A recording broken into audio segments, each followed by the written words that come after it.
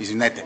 В началото другия председателстващ обяви определен ред за изказване и затова не знам дали сега е момента или... Не, сега аз съм взел думата, председател съм на енергийна комисия, така че аз се водя, моля да ми отговорите на въпроса, познавате ли Асен Василев? Дали мога преди това Извинете, господин председател, това не е някакъв спид дейтинг. Нека да има някакъв ред. И ако имате въпроси, да има някаква поредност на въпроси. Ще ви дам думата, господин Митев. Вие като чуете Асен Василев изкачате на амбразурата, го и Събрутев и другия дече скочи сега на амбразурата. Аз искам първо да гласуваме правила. Въпроса. Не разбирам, що Първото нещо, което трябва да направим, е да структурираме днешното заседание. Значи, ако ще се намираме в заседание на Народния съд на Делян Добрев, е едно. Ако ще работим конструктивно, искаме да стигнем до реални заключения, е друго. Вие започнахте с заключение без нито една парламентарна група да си задава въпроса. Ако трябва аз да ви говоря на въпроса защо се забавиха тези вноски, бих искал да ви припомня за некадърното законодателство, което всъщност беше изготвено. Господин Събрутев, трябваше 3 пъти да се ремонтира. Не съм ви дал думата, господин Събрутев. Предлагам да приемем правила, всяка една парламентарна група да се зададе въпросите към гостите, след което всъщност да преминем към заключение на всяка една парламентарна група. Не да започнем с вашите заключения. Благодаря. Сега, аз не разбрах от какво се оплашиха Събрутев и Митев. От въпроса дали Александър Величков познава Асен Василев. От това ли се оплашихте? Толкова ли е страшен този въпрос или ви е страх от следващите въпроси, които аз ще задам? Момент. Заповядайте. Господин Иванов. Господин Добрев, най-възпитано имам един апел към вас.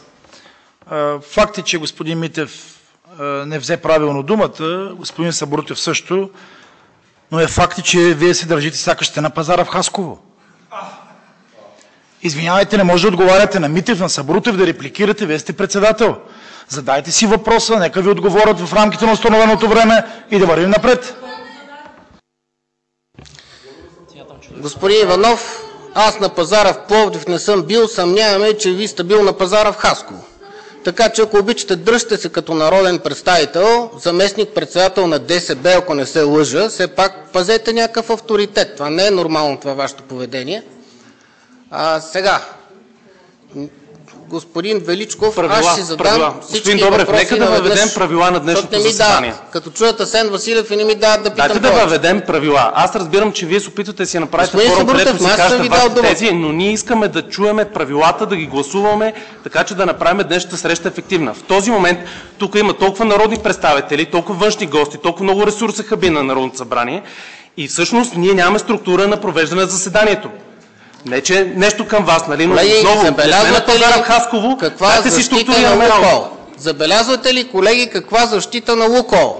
От страна на Промяната. Късат си ризите само и само да не може да задаваме въпроси. Какви процедури, какви петлея? Всеки има право да задава въпроси в тази комисия. Хайде да си отговорим на най-ключови въпроси. Човека, който ще казвате, кой ще пита, кой няма да пита. Няколко месеца българската държава не успява да вземе пари.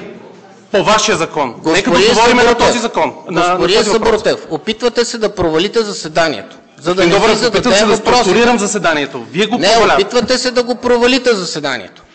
Вземате думата без да съм ви я дал. Не, вземате думата на парламентарна група да изговаря по един въпрос. 5 пъти думата без да съм ви я дал. Следващия път, като я вземете, така ще ви помоля да напуснете, защото ние не можем да си провеждаме заседанието от вас. Решението дали аз съм тук или не е ваше.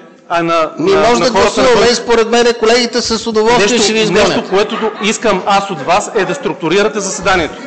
Така, отнемам ви думата, господин Събрутев. Господин Величков, тъй като не ми дават и ще ме прекъсват постоянно, ще си задам всички въпроси наведнъж. Имах 5-6 въпроса към вас. Първият ми въпрос е: познавате ли Асен Василев? Вторият ми въпрос е: виждали ли сте се с Асен Василев през уикендите? А по-точно през неделя, през септември месец миналата година. Возили ли сте го с вашия личен автомобил и с този личен автомобил в неделя миналата година през септември водили ли сте го в централата на Лукойл? Колеги, прави бяхте да ме прекъсвате, защото тези въпроси едва ли са приятни на Промяната.